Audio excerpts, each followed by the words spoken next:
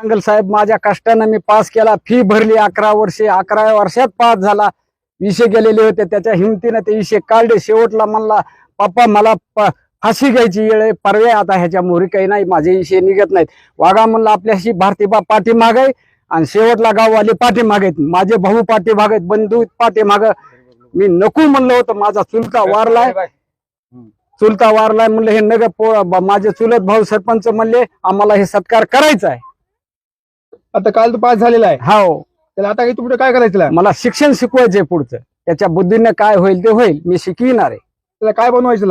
आता त्याला नोकरी लागली त्याच्या काय दिमागानं, तर मी पुढचा खितीला आणि मी आतापर्यंत मी नोकऱ्या करीत आलो, गुकाडीत आलो, लोकांचे धंदे करीत आलो, लोकांची खडी भरली, पोट भरले. मी आता बी धंदा तेच करतोय. मला आज सुट्टी मंगळवारची. तुमचं किती झालं शिक्षण? माझं काहीच नाही शिक्षण.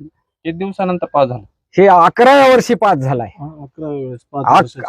5 वर्षाच्या नंतर मी फी भरीतच राहिलो. मी कोण्या गोष्टीला कमी राहिलो नाही.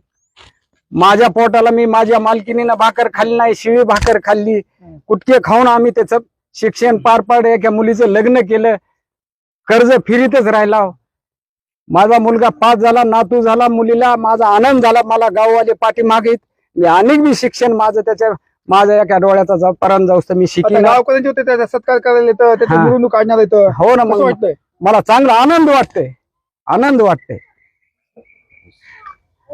त्याचा सत्कार करला की जणू काय गोपीनाथरावचा सत्कार काढला असा माझा आनंद झाला.